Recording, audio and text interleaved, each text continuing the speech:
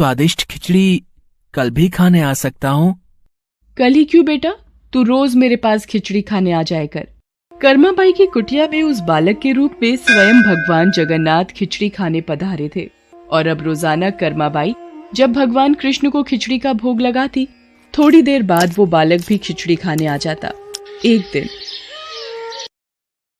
कर्माबाई, भगवान को बिना स्नान किए भोग लगाना अच्छी बात नहीं। तुम रोजाना सुबह पहले स्नान आदि क्रियाएं करके विधि विधान से पूजा करके ही भगवान कृष्ण का भोग बनाया करो। ठीक है बाबा, अब मैं स्नान करके ही प्रभु का भोग बनाया करूंगी। साधु की बात मानकर कर्माबाई अगले दिन से स्नान करके पूजा के पश्चात भोग तैयार करती। इस कार्य में उन्हें बहुत देर हो जाती थी, पर वो बालक तो अपने समय पर ही खिचड़ी खाने आ जाता था। माँ खिचड़ी दो ना, जल्दी दो, मुझे बहुत भूख लगी है माँ। थोड़ी देर रुक बेटा, अभी देती हूँ। अब तो बालक रूपी भगवान जगन्नाथ जल्दी जल्दी खिचड़ी खाकर बिना हाथ मुंह साफ किए भाग जाते थे। उन्हीं दिनों मंदिर के पुजारी जो काफी समय से मंदिर में सेवा कर रहे थे, ये जगन्नाथ भगवान के मुख पर खिचड़ी कैसे?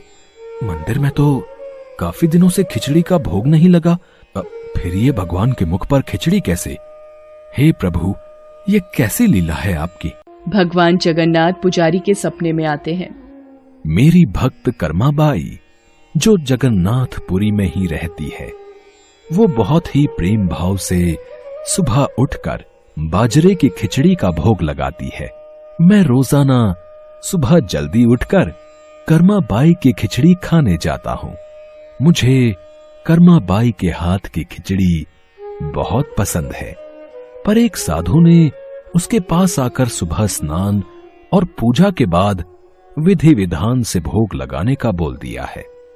अब कर्माबाई स्नान और पूजा के बाद भोग लगाकर मुझे खिचड़ी देती हैं। इन सब कार्यों में बहुत देर लग जाती है। मुझे बहुत तेज भूख लगती है।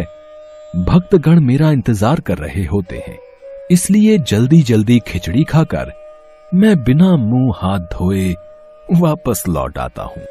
भगवान जगन्नाथ की अद्भुत बातों को स्वप्न में सुनकर पुरोहित जी हर जगह उस साधु की खोज करवाते हैं और उसे बुलाकर सारी बात बताते हैं। साधु घबरा जाता है और कर्माबाई के पास जाता है। कर्माबाई, तुम श्री कृष्ण भगवान की परम प्रिय भक्त हो। तुम्हारे लिए किसी नियम नीति की कोई आवश्यकता नहीं। तुम अपने अनूठे प्रेम से जिस प्रकार सुबह जल्दी उठकर भोजन बनाती थी, वैसे ही बनाकर भगवान का भोग लगाया करो। ठीक है साधु बाबा, अब मैं पहले की तरह ही सुबह जल्दी भोग बनाया करूंगी। अब कर्माबाई फिर से पहले की तरह भगवान कृष्ण को भोग लगाकर उस बालक को बड़े प्रेम पूर्वक खिचड़ी खाने को देती थी। ये क्रम कई वर्षों तक चला और एक दिन कर्माबाई परलोक सिधार गई। हे प्रभु, हमसे कोई भूल हो गई क्या? आज आपके नैनों से अश्रुधारा कैसी प्रभु? हे भगवान जगन्नाथ, क्या अपराध हुआ हमसे जो अब दुखी हुए प्रभु?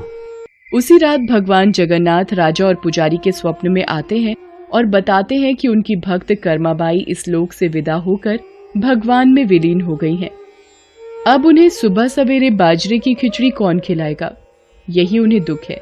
अगले दिन पुजारी जी, जो स्वप्न आपने देखा वही स्वप्न मुझे दिखाई दिया। भगवान जगन्नाथ की प्रिय भक्त कर्माबाई अब इस लोक से विदा हो गई है।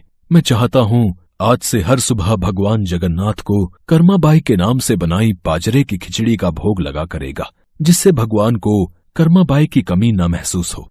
जी महाराज, अब से ऐसा ही होगा। उस दिन के बाद से कहते हैं कि भगवान जगन्नाथ को हर सुबह बाजरे की खिचड़ी का भोग लगाया जाता है। कर्माबाई के नाम की बाजरे की खिचड़ी के भोग से आज भी इस प्रथा को निभाया जा रहा है।